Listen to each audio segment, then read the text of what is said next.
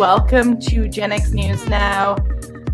I know I used to do 2 shows. I've amalgamated everything into Gen X News, but we will have news, we will have conspiracy theory, but we are still going to have shows about tonight's topic. We're going to be like news, unsolved mysteries, Gen X News, conspiracy theory show. We're going to have everything. And tonight's show is about ghosts because I have author Terri Reid here to discuss this with us. But first, no, we are streaming live right now to X, Rumble, and YouTube.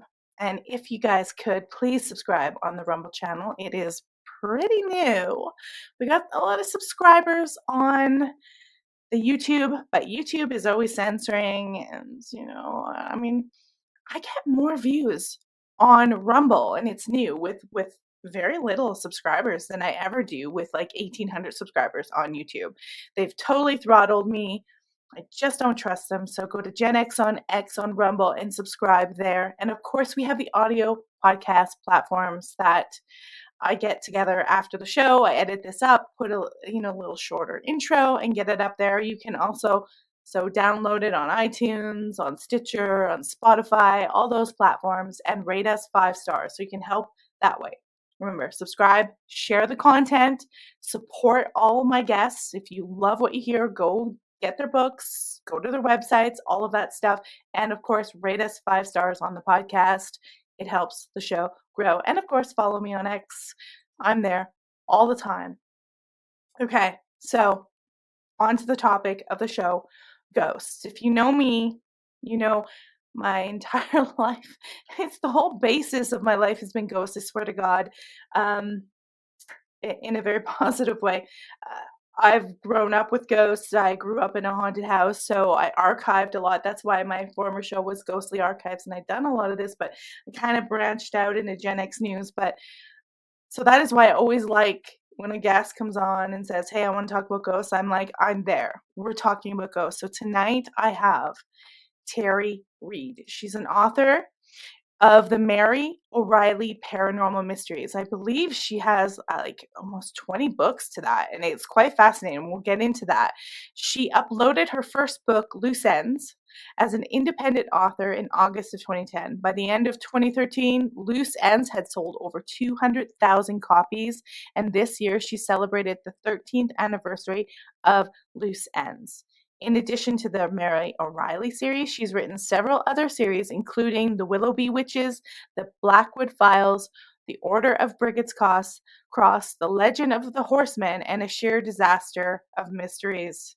So she's also been a top-rated hot new release status in the Women's Sleuth and Paranormal Romance category through Amazon, and her books have been translated into Spanish, Portuguese, and German.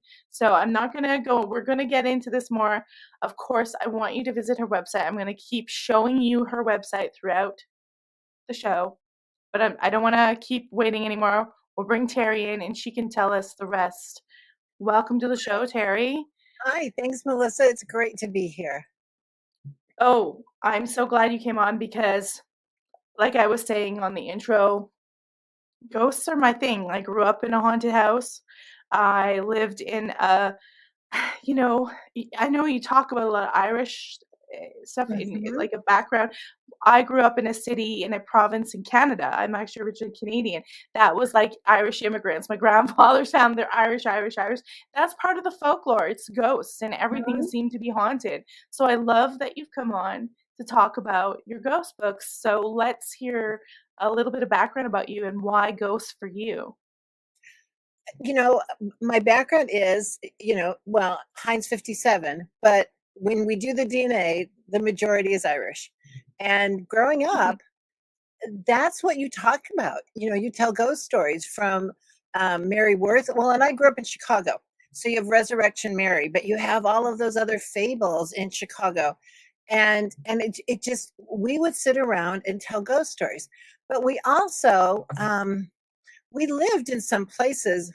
I remember as I think I was in 3rd grade, I would have a reoccurring dream that I would be on my bedroom floor trying to crawl out of the room, and it was dark and there was a light outside, but the closet door kept slowly opening, and it was trying to pull me back into it. And I was like putting fingernails into wooden floors, trying to get away.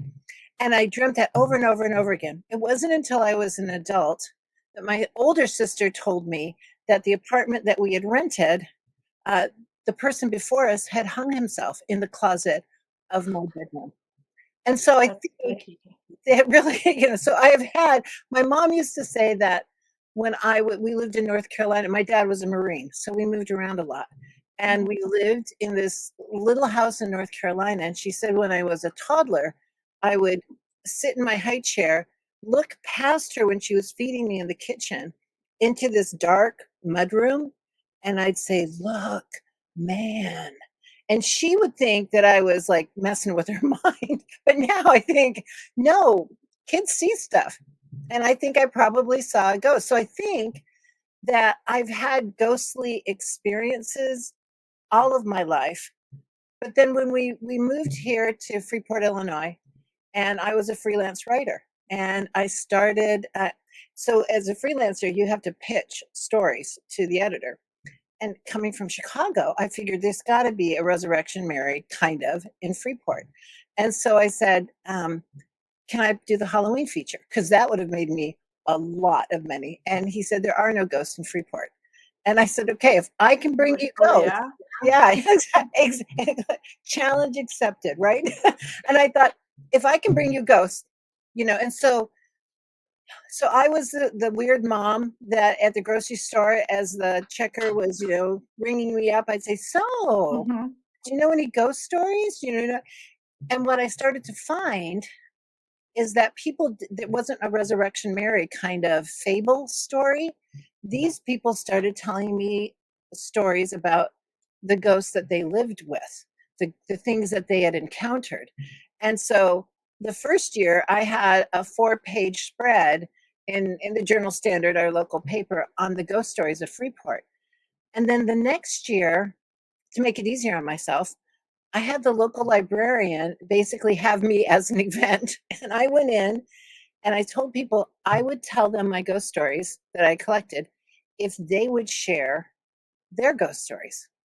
And so I started by telling my ghost stories, and I'm standing in front of this room full of people. I think we've got like 7 rows of chairs, and it's probably 15 feet across, and they're kind of close to each other. So they really can't see each other, but I can see them. And I'm looking out at these people, and somebody over here, over on this side is talking, and the person over there is like, yeah, yeah. And so somebody would stand up and say, hey, my name is Evelyn, and everyone would say, hi, Evelyn. And they say, I have a ghost. And they'd start, it was like a 12-step thing for ghosts. But people, and this has got to have been 20 years ago, before all of these paranormal shows were on, before, and people love the fact that they could talk about their ghost experience with Hmm. people who had had ghost experience and didn't think they were crazy. What do you think it is about ghost stories that people like to connect? Like it's a very connecting thing. I think it helps them realize they're not alone, they're not crazy, and there's something more to this life. Yeah. It's not, this isn't just the end, it's not, okay, boof, you're gone, but there's something about you that lives on. Yeah, I always seen ghosts as like an like history that we don't know. It's like history trying to speak out to us. Like there's official narratives that are probably not so accurate. And I always like see ghosts as, no, this is real history. I don't know if we live in like some kind of simulation or there's some kind of weird thing going on, but this is real. It's speaking back to us saying, I was here, this really happened. Right, right. And Yeah. I think through my books, one of the things I like to point out is usually the most evil person, the wickedest person in the book, is the person who's still living. Ghosts are just people who Hmm. happen to be dead. And I believe that there are demons and there are other things out there, but ghosts, for the most part, are just people, people who Right. still have, either they have a story they need to tell, as you said, the history. I love Mhm. that. Or sometimes they're just visiting a place they loved, and that Yeah. was their routine, and they're following that routine. And sometimes their death was so sudden that they don't realize that they're dead, and so they're just kind of stuck in that place. And battlefields immediately come to mind. That you go to Gettysburg, and you can just feel the people that are still there. They're still Whether, there. yeah, yeah. Battlefields are a big one because so much crazy energy has been imprinted. I don't know if it's an imprint or they're still there react. I don't know exactly what it is in this crazy universe, but I've heard a lot of stuff about Gettysburg. I've never actually been. I've I'd been a love to couple go. times. Yeah, it's a cool place. You know, if you can get there during an off season, then it's a Yeah. better place to go, because I really think that when you get a lot of people in a situation, it kind of smashes down any of the extra sensory things that are around you.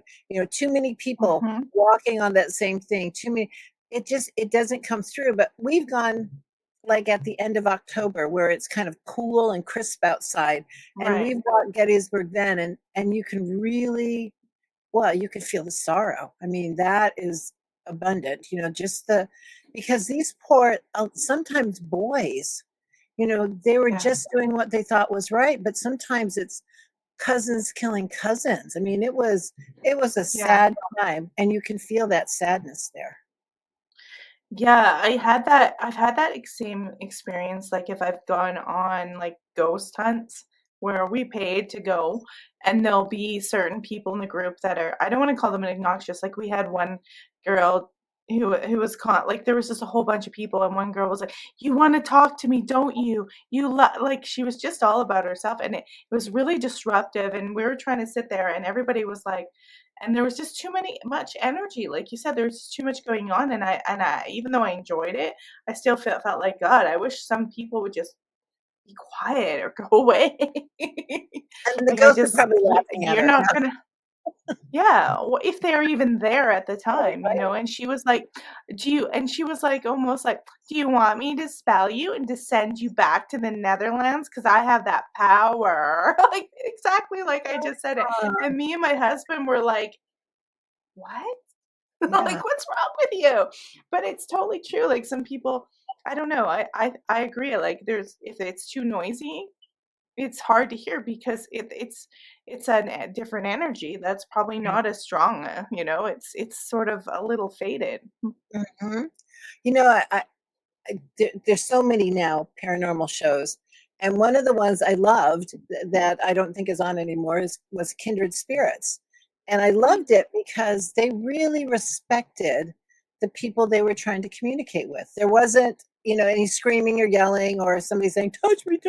It's nothing like yeah, that. It's just a yeah. very respectful, "Hey, we're just trying to talk to you. We don't want to do you any harm. These people that live here in this house with you are a little bit afraid." And I just thought they handled it really well.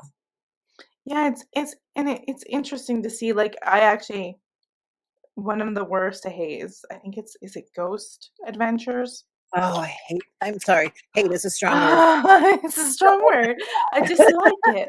Well, I live in Utah, and I live in the area where Ted Bundy operated, and they went to a Bundy house. So I went there. I live near there. And of course I Okay, dispelled like they're like Bundy went there and did his rituals, and I dispelled it because there's no way he could have possibly been there. Historically, people lived there at the time, and okay. it was just like I was just like I like to dispel the stuff they do because I know they're so I had a friend who worked for a network and he came to them. He did an HBO documentary filming and he came to them saying, "Hey, I want to do a kind of a documentary on the paranormal, like a serious one."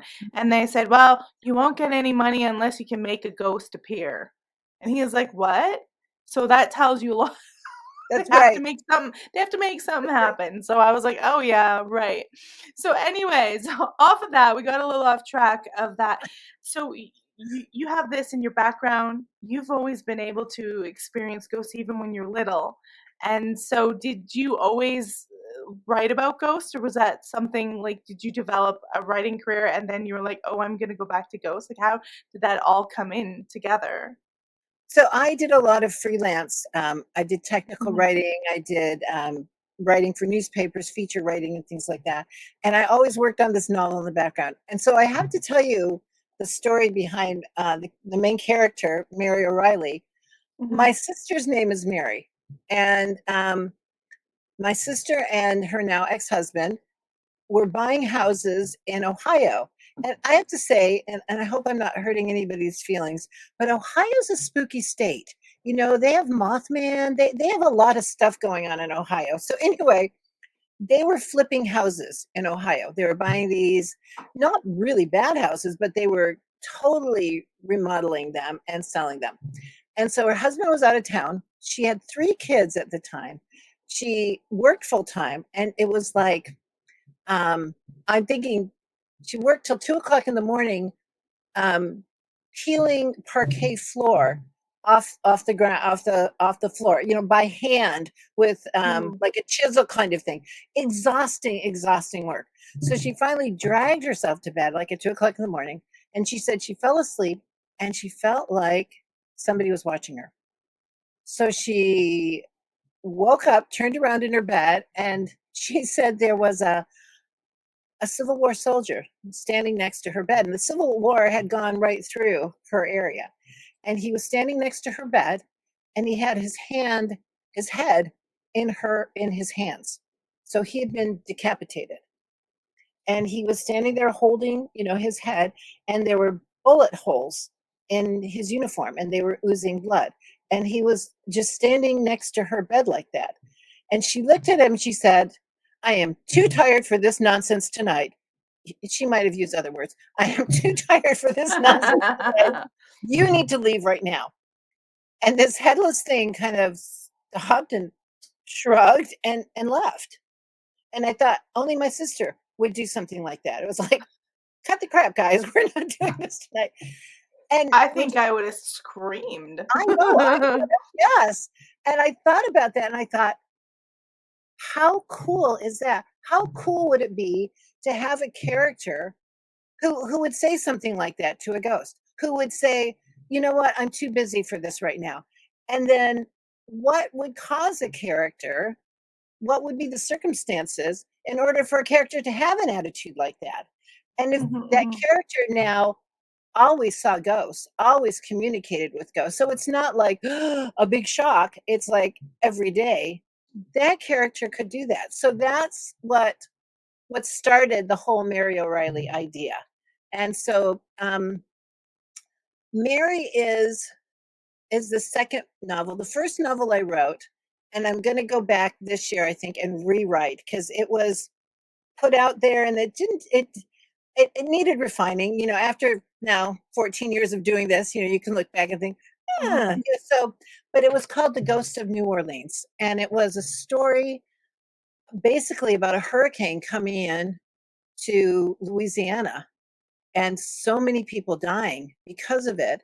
And these this government entity that dealt with moving ghosts on, because if they didn't move ghosts on, people wouldn't want to resettle in those areas because they wouldn't maybe know exactly they were feeling, but they would know they didn't feel comfortable, so they didn't want to build Right. a house, or they They didn't. would just instinctively abandon, like, not go there.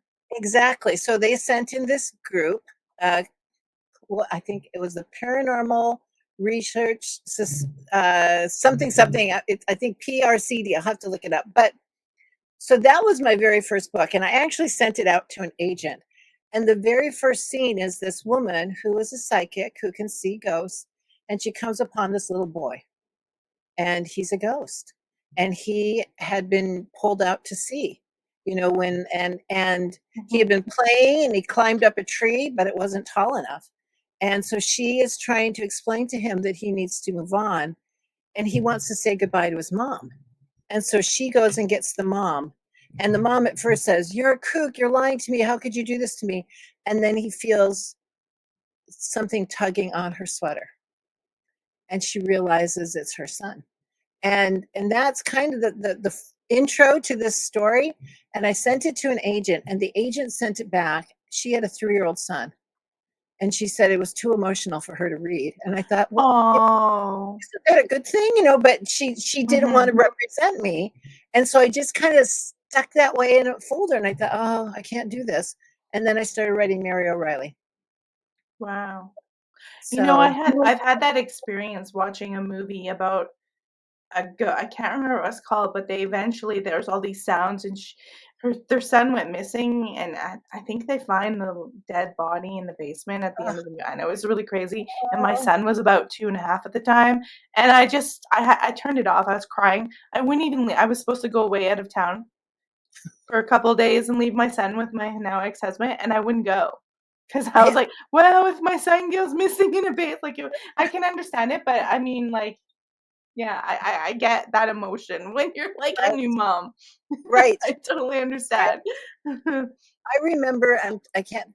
There's a book called Fairy Tale, and it's a book from, I think, the '60s, and I can't remember who wrote it. It's an excellent book, but it's about this family who buys this house, and it's an old house, and the owner just recently died, and this guy has been asked to write a screenplay, I think. And so it's like those Hallmark where they show writers, and oh, he's a writer, so of course he can afford, to get this really fancy cabin and do this. Well, this was the same Yeah, thing. yeah, He's yeah. a screenplay writer, so all of a sudden he can afford this beautiful home and this estate, but the estate has fairy in it.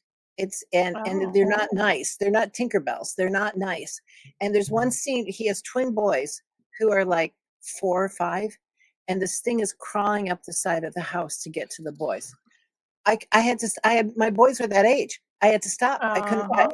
I put that book away for 5 years, and then I could read it. But yeah, Yeah. I couldn't read it then. Yeah, Yeah. no, totally. Totally get that one.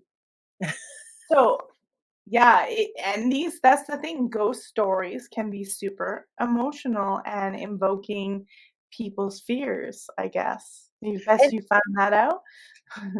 and I think the other ghost stories that can be emotional are, so okay, I have several favorite, but one of these, I before the show we kind of chatted, but I mentioned this doctor who collected all of these ghost stories, and one of the stories was about a brand new doctor who was driving to his very first day at work. He had done a fellowship, he had done everything, and his dad was a doctor, and he called his dad and he said, "Hey, I'm a doctor. I'm on my way to work, my first day." And his dad said, "You're not a doctor yet."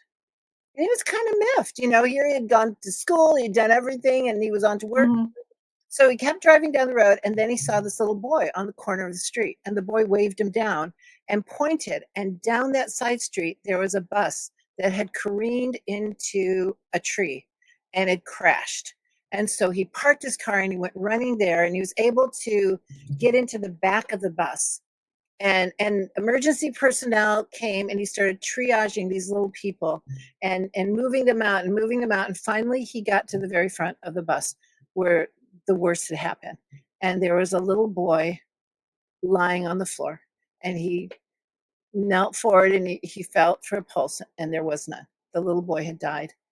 And then he turned the little boy over, and it was the boy who had waved him down from the street corner. Now, is that a real experience story? That's a real experience that this doctor wrote from another doctor. So this man called his dad and told him what happened, and his dad said, "Now you're a real doctor." Wow.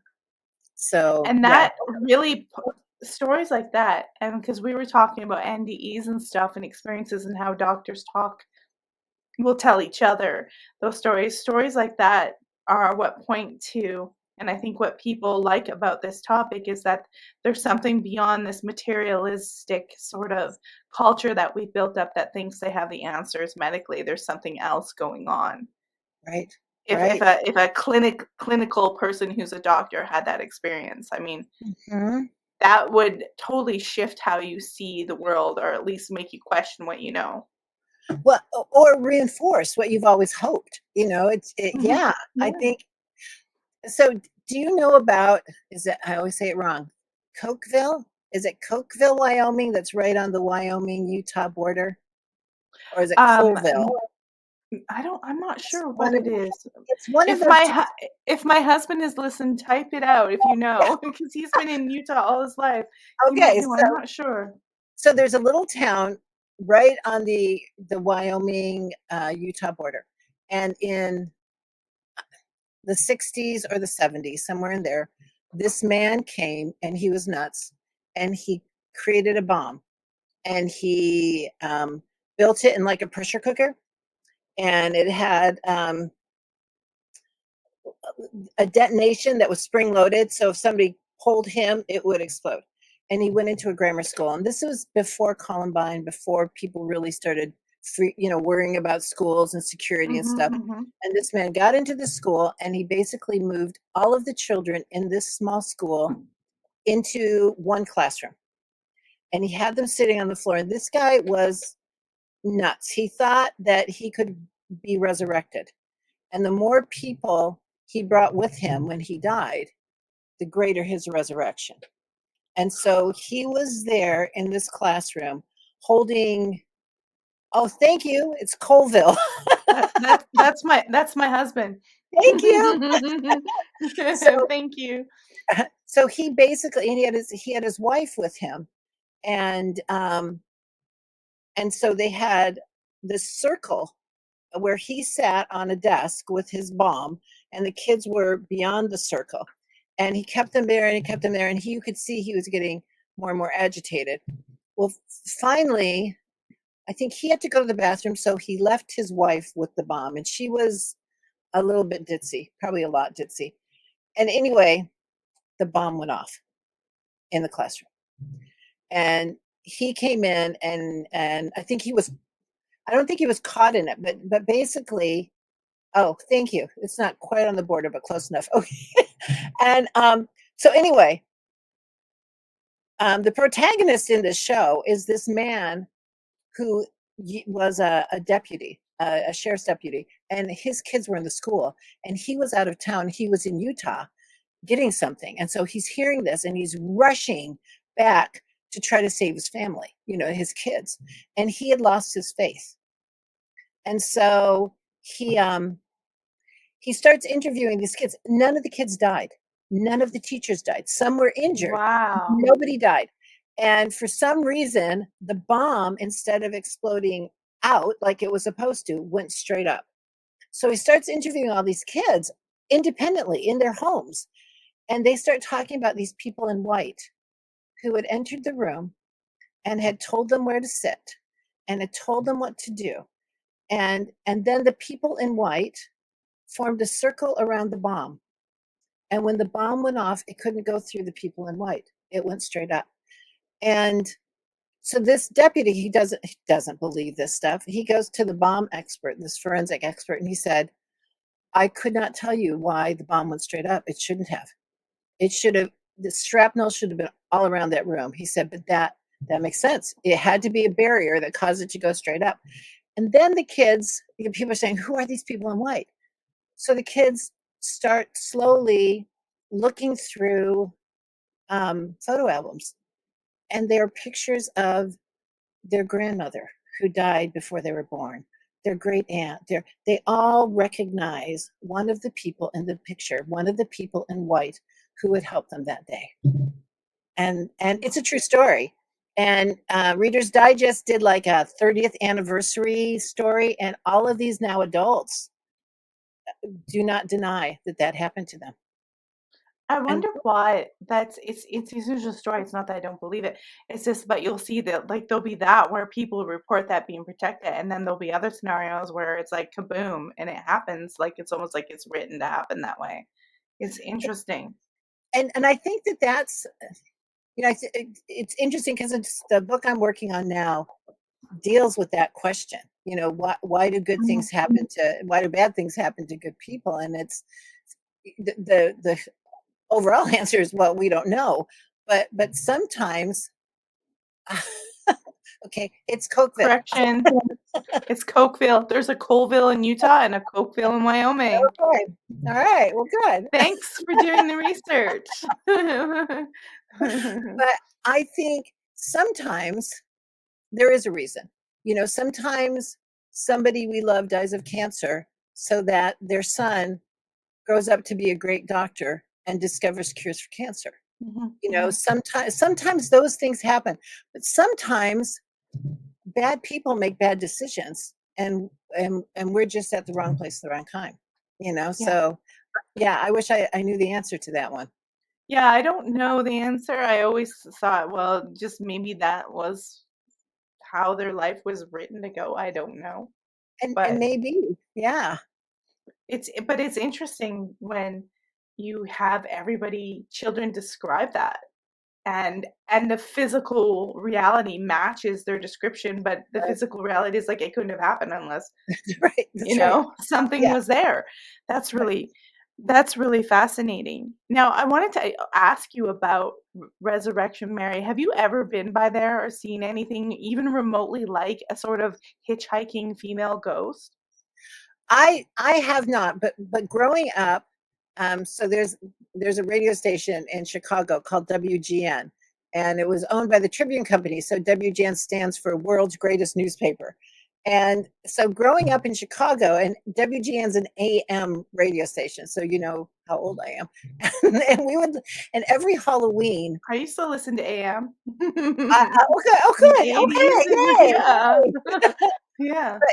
Growing up on Halloween, they would have a famous ghost hunter on, and he would do an online, radio talk show, and cabbies would call in, and they would talk about picking up Resurrection Mary on Ashland Avenue.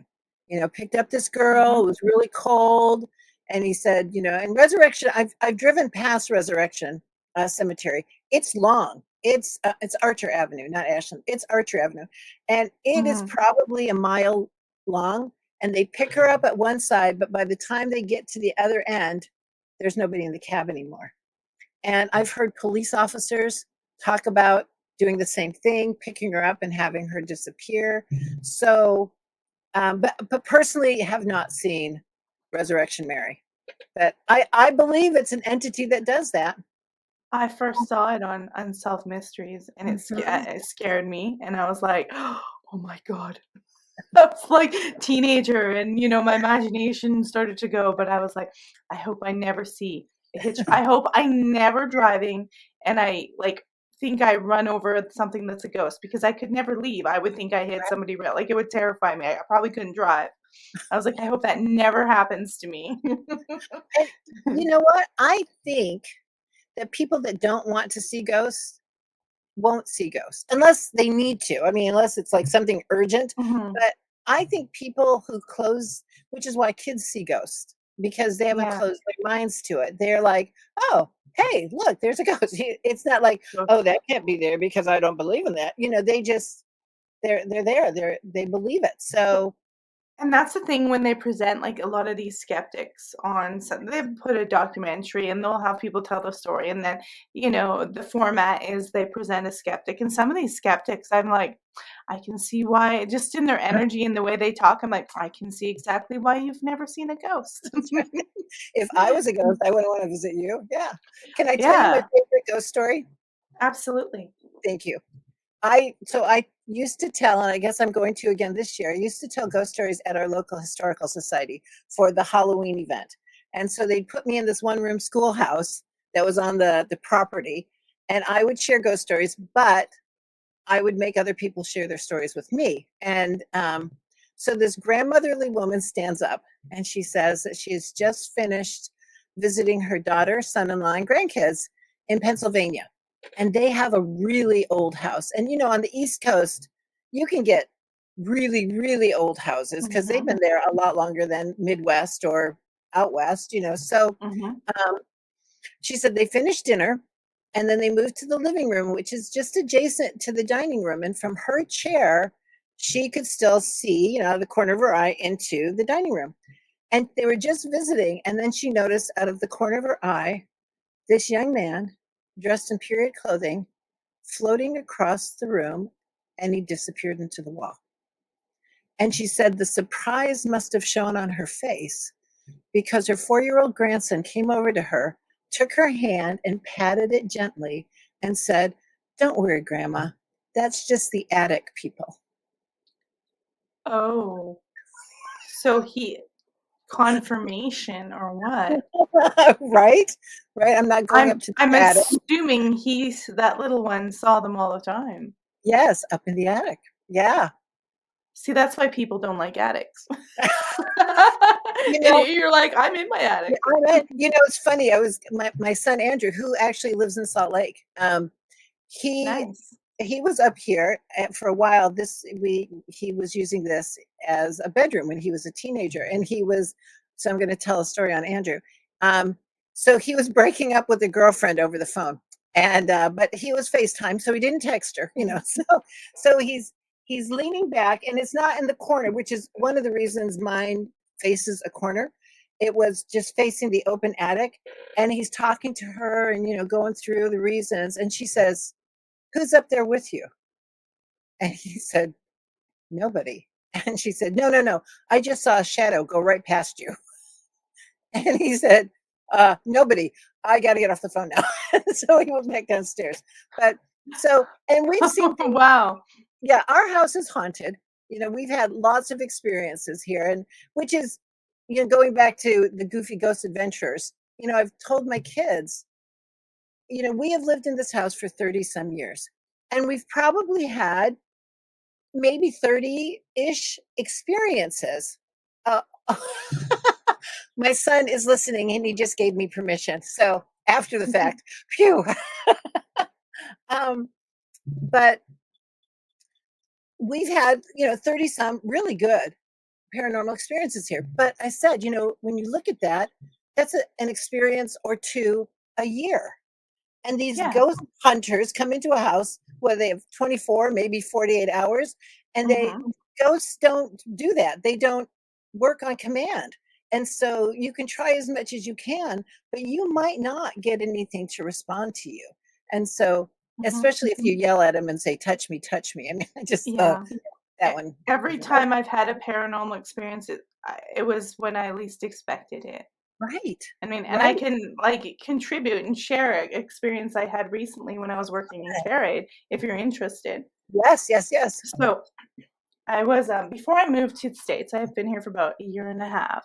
I was working in care aid with seniors, so I'd go into their home and care, and I was going into the home, periodically to help out with he was a World War II veteran.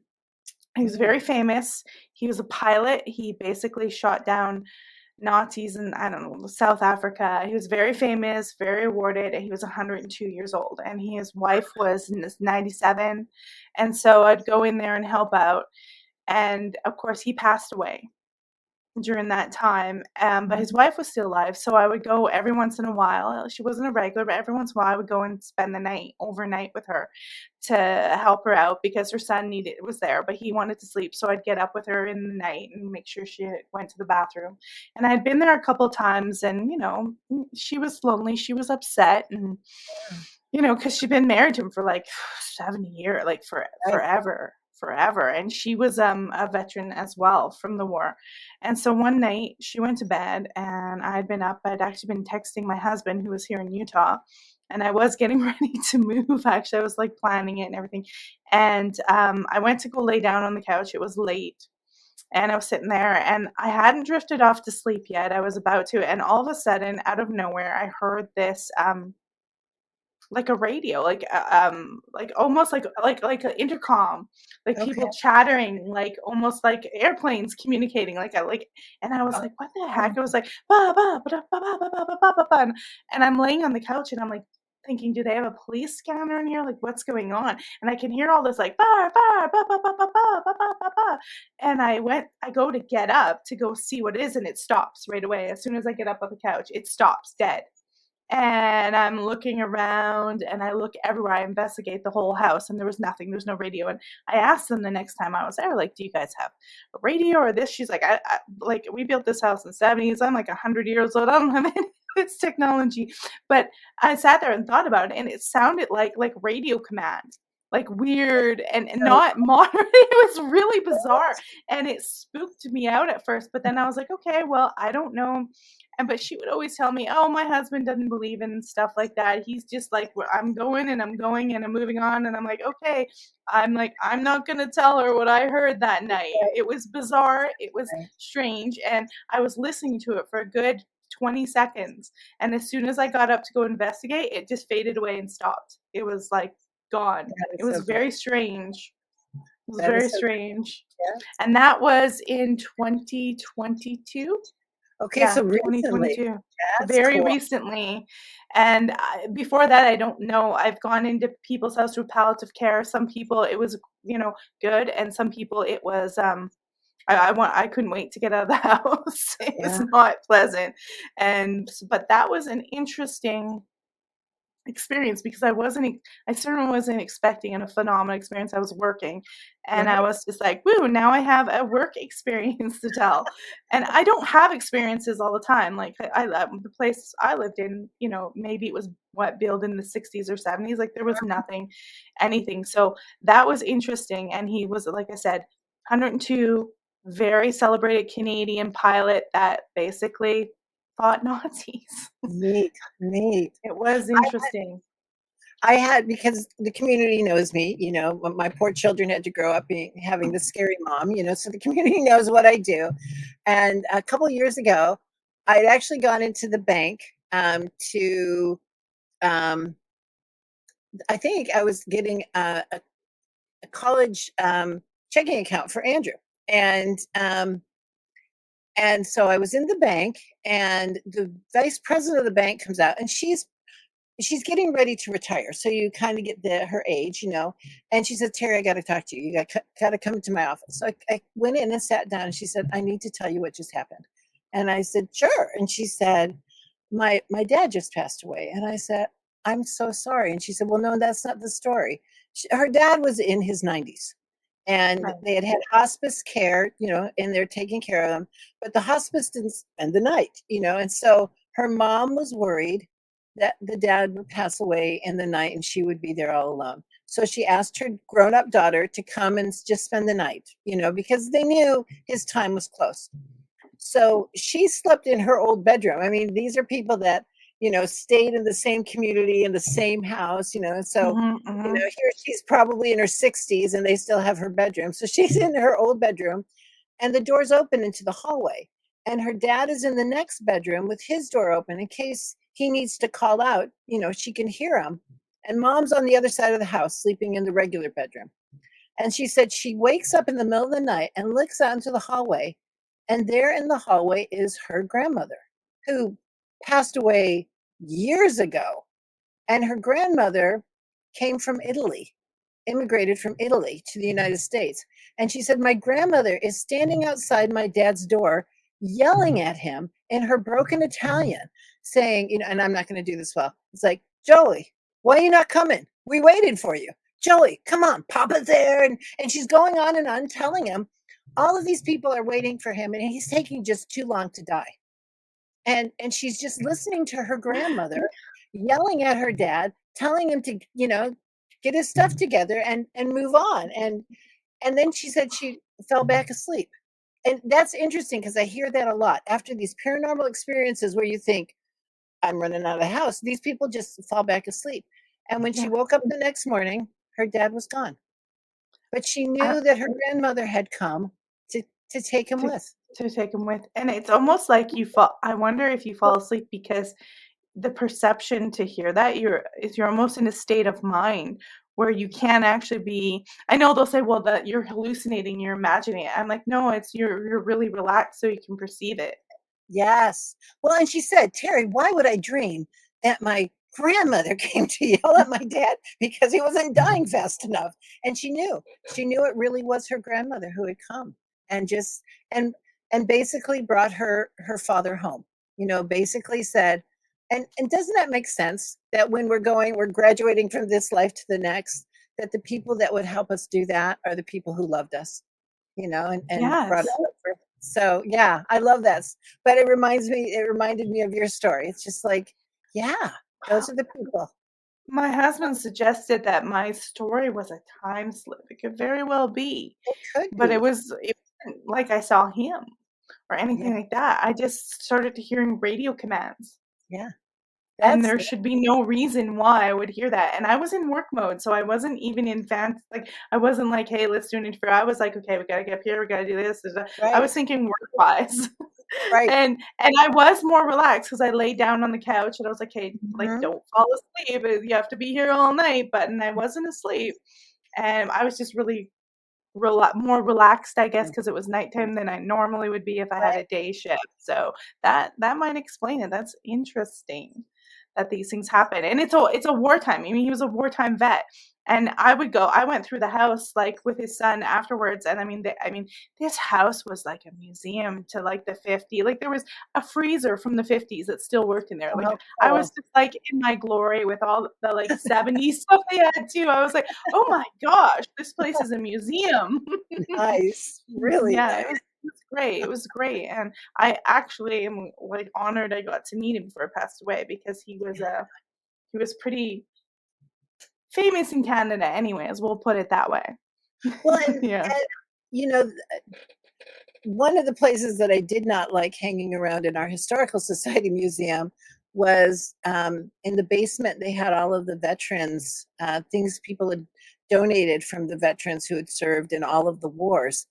Mhm, And I have to say, I feel like sometimes items carry with them um, some of the, I don't know, echoes of the things mhm. that they had been involved in. And so, maybe what you were experiencing could have been something from some of those items that were around.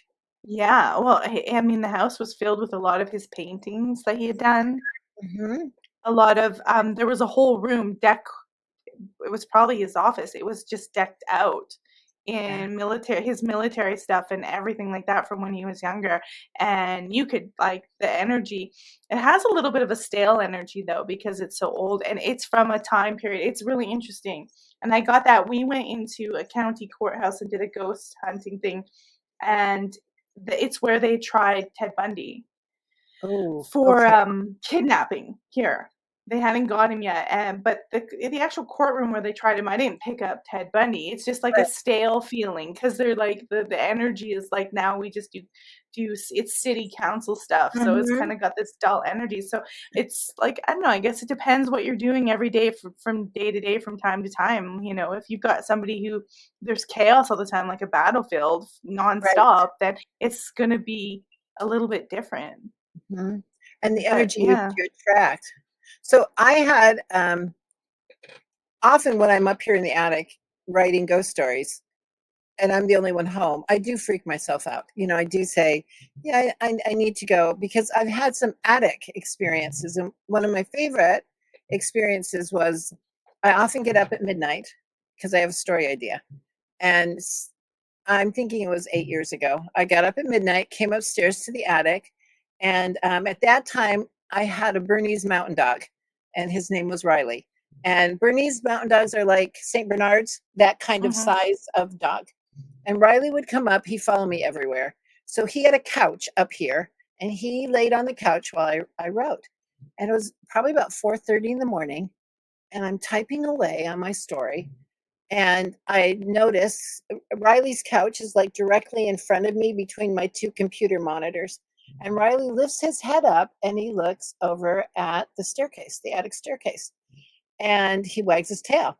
And I figure it's my husband getting up. He woke up and I'm not there, and he's thinking I better check on her. So I'm figuring he's coming up the stairs to see me. So I'm in the middle of an idea, and so I just keep typing away.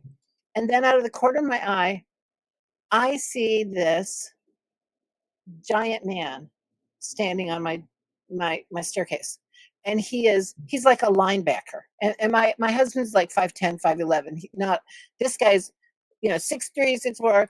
He's got overalls on, he's got a flannel shirt on, and all I remember was like his arm was huge. And and then I turn and I look and he's not there. And so I say to myself, well, you've been writing ghost stories all night. Obviously, you're imagining it. But then I remembered Riley saw him first. So we know the people who are the grandchildren of the people who built our house. And these people are in their 70s, now. So and so we have also seen and heard the woman who built the wife of the man that built the house. We've had ghostly experiences with her. But this is the first time, this has happened. So he was asking me, he said, so their last name is Molnix. And it's like, Molnix says, we call her Grandma Molnix when we hear her. So he says, have you heard from Grandma Molnix? And I said, no, but let me tell you about this other experience. So I start to tell him, but before I can describe him, he says to me, was he wearing overalls? And I said, yeah. And he said, and did he have a flannel shirt on? And it's freaking me out that he knows what this guy was wearing. I said, yeah, he's, and he said, and was he missing his right arm? And I said, well, I couldn't see his right arm because he was coming up the staircase. So all I could see was the left side of his body, but his left bicep was huge. And he said his grandfather Shriver lost his right hand in a farming accident. And so he had to do everything with his left hand. And so his left hand was huge. And it was creepy because it confirmed that that's who I had actually seen. And then I was I was at a convention in Chicago, and there's a fellow, Dale Kasmerick. Have you heard of Dale? No, I haven't. He is the president of the Ghost Research Society in Chicago. He's been hunting ghosts for over 40 years. He's the guy that they called to go to haunted, underground Edinburgh. And and so he and I both. What was his name again? His name is Dale Kasmerick, and I'm going to have to send you the spelling of that last name. Yeah. It's the Ghost Research Society in Chicago, and he is the president. And he's done over 4,000 paranormal, not hunts, investigations is the better word. So he and I were chatting after both of our presentations, and I was telling him about this experience, and he explained to me that our eyes, are made up of rods. And we probably all learned that in fifth grade. Our eyes are made up these little round rods are all together. But on the corner of our eyes, the rods are elongated, because they have to take this, they go to the corner. And yeah, they pick up a different spectrum of light than the front of our eyes do. And the spectrum that they pick up is the spectrum that the paranormal normally is in. And so when we see something out of the corner of our eyes, it's not because they're misty or hallucinating. Right. All the skeptics will be like, that's because you're doing it quickly out of the corner of your eyes. It's something real. And no, we're just using the right lens. The lens is for the paranormal is on the corner of our eyes. And he said, so Terri, when you turned, he was probably standing right there. And I said, I didn't need to hear that, Dale. I didn't need to hear that. But and he said, and if you can train yourself to just keep looking out of the corner of your eyes, and I've tried, I can't do that. Some people might, but so don't discount that corner of your eye. I'm like trying to do it right now. I'm like, I'm going to get a migraine. Exactly. But that was really interesting to me that the corner of your eye is like that first radar for paranormal. And that's why we see them there. So wow. Did you guys hear that, everybody? You're not hallucinating. Right. All those times I've seen things out of the corner of my eyes, I might have been seeing something. That's right. You're just using the right lens. Yeah. Interesting. And do you have you ever done stuff on teaching people how to perceive the paranormal? Are you into that? Do you focus on that? Or do you just say you experience it when you experience it? I really don't, officially teach. What I do say is if you open yourself up to it, you have a better chance of having it happen. And I think kids are, again, because they've opened themselves up, they're more apt to do it. And if you believe it can happen, but then don't discount like I have friends now who are psychics. I have never seen, I mean, the fact that I saw Grandpa Molnix was a one-time dealie, I'm sure. I don't see ghosts. Mhm. I I finally understand what it means when they say in your mind's eye, because I can close my eyes and picture something. I can picture somebody, but I don't see them, but I can feel Right. them. I can feel, I get lightheaded. I mean, there's different things. My daughter, Sarah, it's been really interesting. We've gone into places, and we were in Galena, which is kind of an old town near us. And we were at a place that they do ghost tours, and they sold my books. And she has a ghost. And Sarah looked at her and said, his name is Johnny. And she was shocked. And she said, yeah, a little boy named Johnny died in this building. And Sarah has no idea how she knew that information. And so each of us react. This person in the ghost tour place said that when there's something paranormal around her, she gets a choky feeling in her throat, and that's how it affects her. So not all of us are going to experience paranormal things the same way. We might get chills. We might just have a bad feeling. We might, I mean, Some people whatever. get headaches. Head, yep, yep. And so, Mhm. so don't discount that you haven't had an experience. You just might not understand that that was the experience. I think, mostly, like I said, it's mostly been audible. I did have one experience after my cat died where I physically felt her walk across my head while I was laying down. I, So I've had that. I've never seen something like, wow, standing, right. unless it was at the side of my eye and I treat myself. But maybe that happened. I don't know, and I don't remember. I've never actually strayed on. I've never actually looked and seen like a ghost floating, or how people describe certain things. But I've certainly heard, used to hear it in the house we lived in when I was little in New Brunswick. We used to hear the man. I see him walking upstairs all the time. Mhm. We would do that. Hmm. We had, Grandma Molnix, I think equal time, gotta give Grandma Molnix a story. So we would always hear her. As soon as we moved in, the kids, my son David could see her, and we couldn't, but I could close my eyes and picture her. And when I described her to the grandson, he said, Terry, you've described my grandmother perfectly. So we knew it was Grandma Molnix. And so Hmm. we would all be downstairs and we'd hear somebody walking on the second floor, or suddenly we'd smell this really florally perfume kind of wafting through the room, or those kinds of things would happen. And one day, David was in high school by then, and we had a varsity choir. And the varsity choir it was kind of an upper echelon. We're the cool kids in the school because we're in the varsity choir. And the girls from the varsity choir decided to come out to our house and TP our big oak trees. And the girls, we live like 10 miles outside of town. So nobody ever did that before. And so we woke up Sunday morning and our oak trees got toilet paper wafting from them, which was really kind of cool. So David Hmm. went to school on Monday and the girls came out and they said, did you like what we did? And he said, my mom liked it. And he was kind of embarrassed that I liked it. And then she said, why didn't your mom come out and say hi to us? And he said, well, my mom was asleep. And they said, no, no, no. She was standing in the window in the kitchen watching us. And he said, no, really, my mom was asleep. And they said, no, we saw a woman standing in the kitchen window watching us the entire time we were TPing. The only time we've seen Grandma Molnix is in that kitchen window and up and down those stairs. And so Hmm. David said to them, oh, yeah, you didn't see my mom. You saw our ghost. So we've never been TP'd since.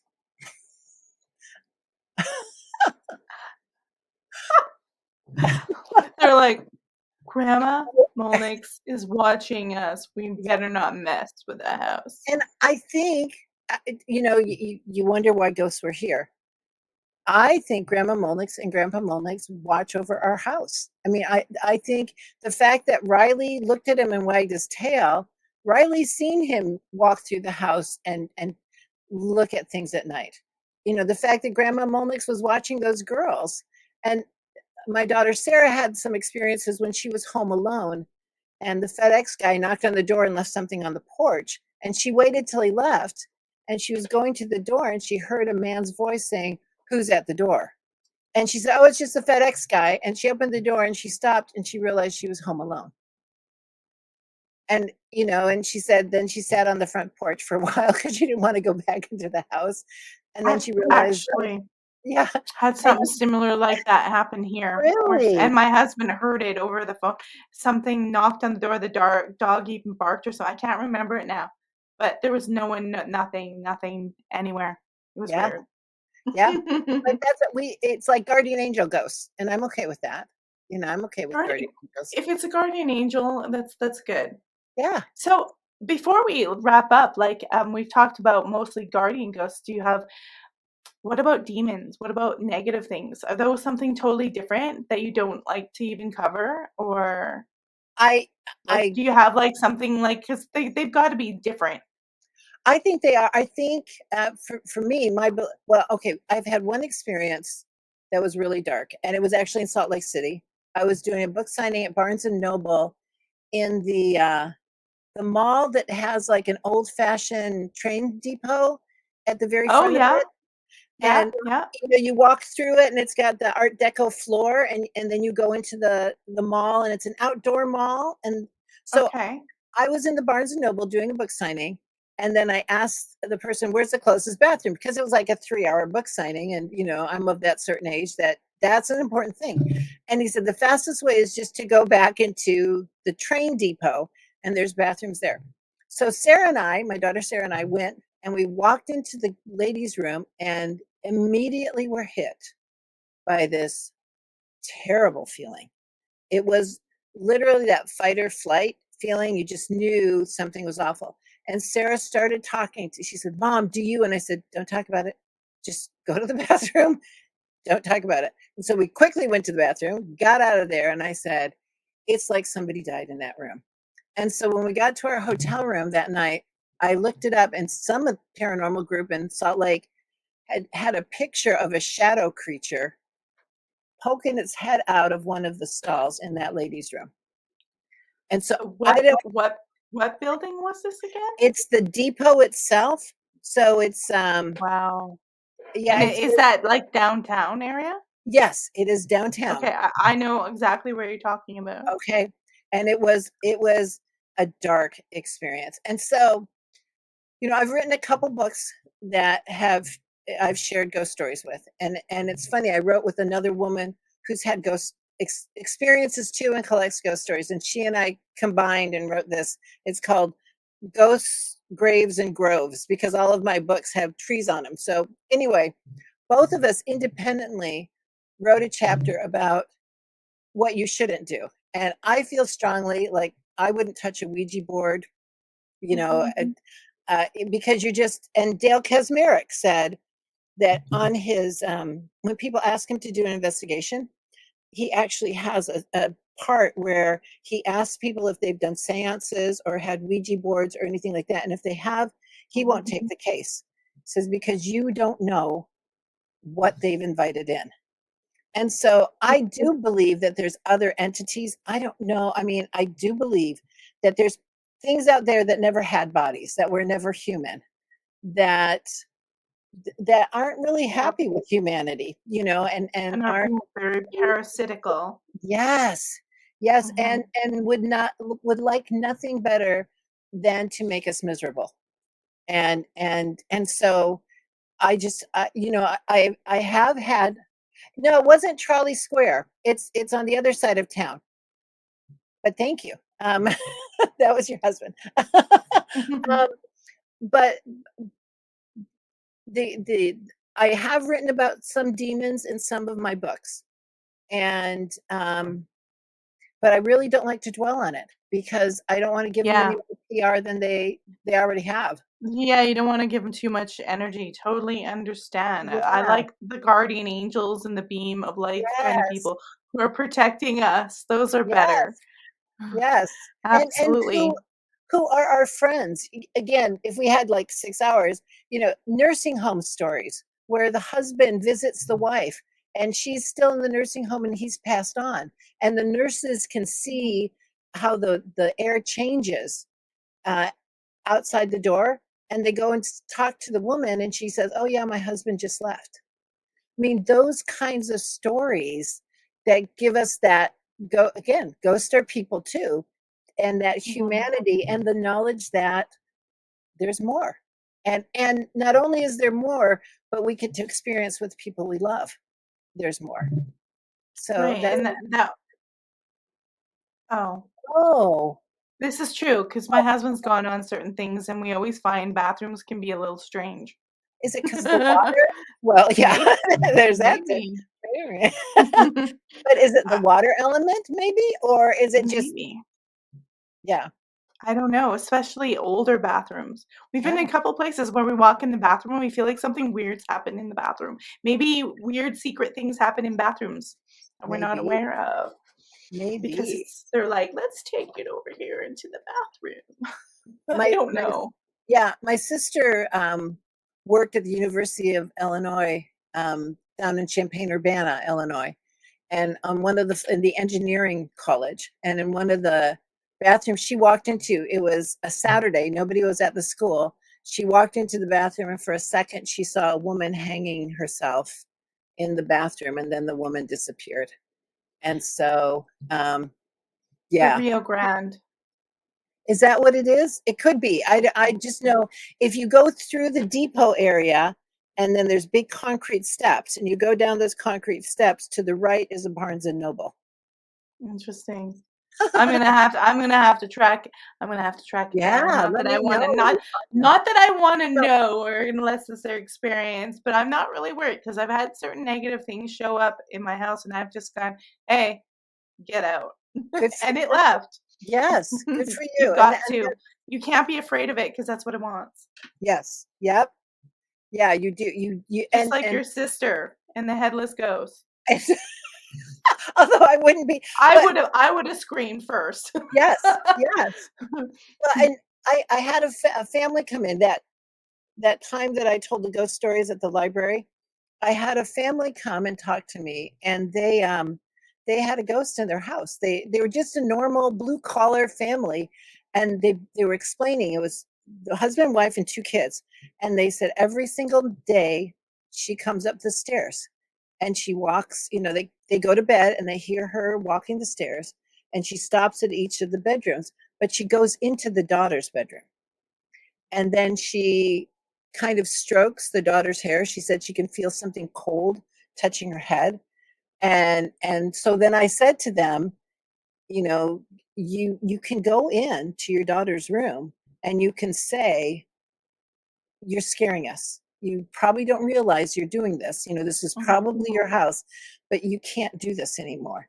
And so they did say to me that they did that. She said she did it during the day, and I totally understand. That's what I would be doing it too. And she just stood in her daughter's room and she just talked and said, "I know you don't mean to do it, but you're terrifying my daughter." Um, and then she said then they still hear her walking up the stairs, and she still stops at all of the bedrooms, but she doesn't go into the daughter's room. She continues on. That's excellent. I had that, like, once, but it was my grandmother after she died. She came into my room and patted me on the head like that, and I was Oh, like, "Oh, thanks." Like, I knew it was her, and then she was gone, and that was it. That was it. It it was was just done.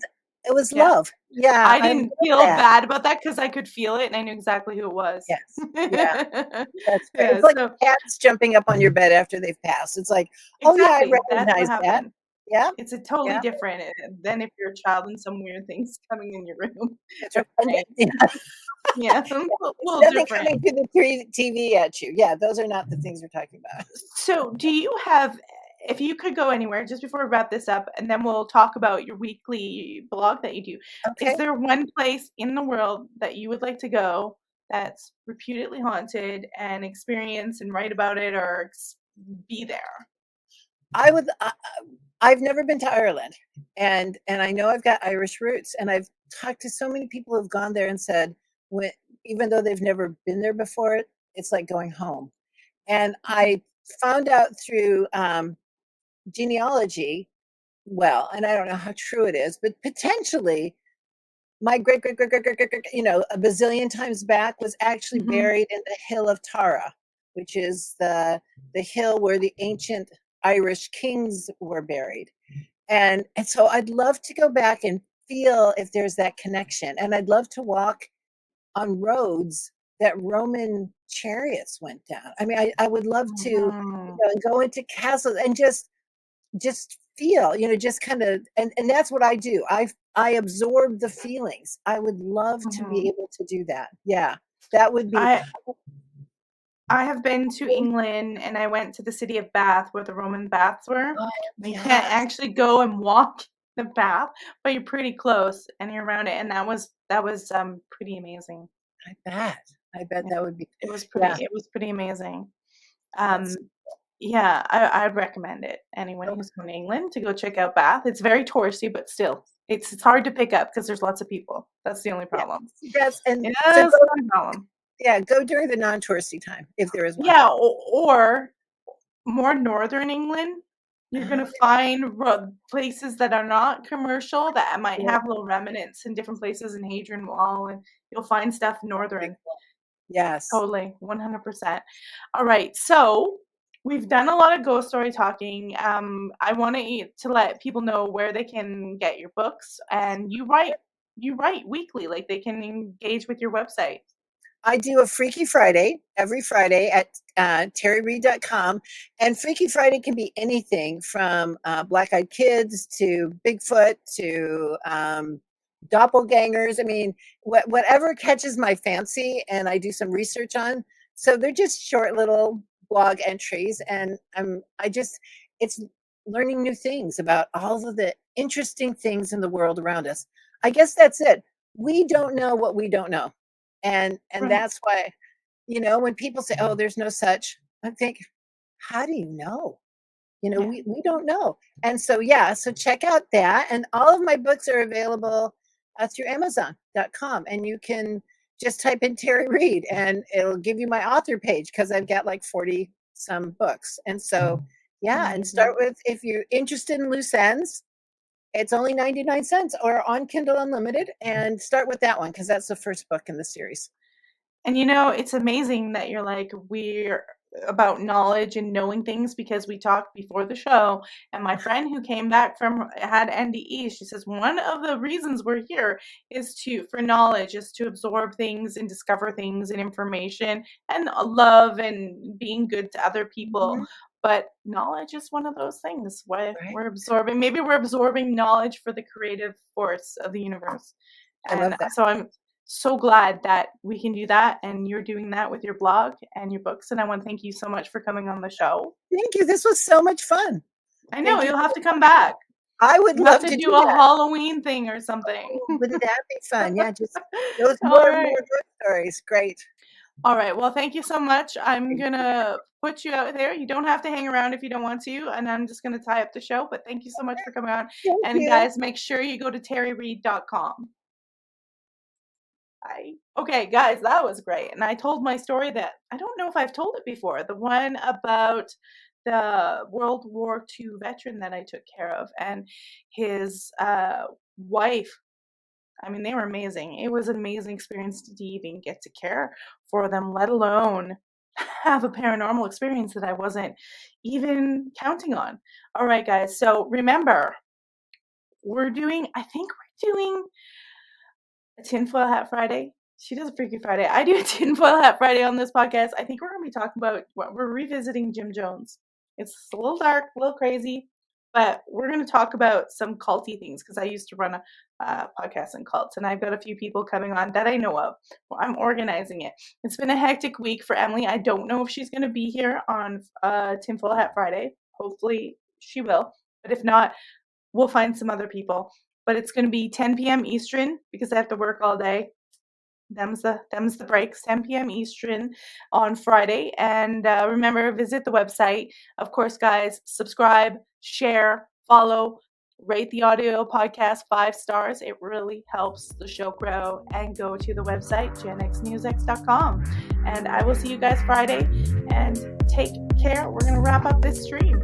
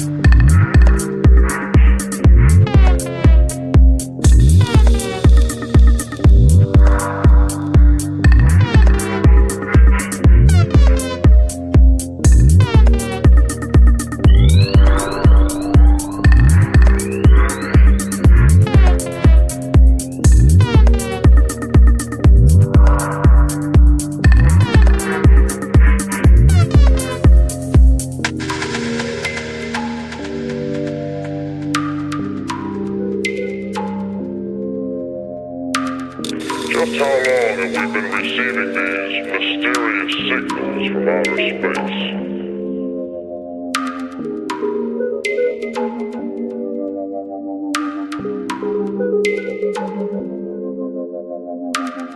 Just how long have we been receiving these mysterious signals from outer space?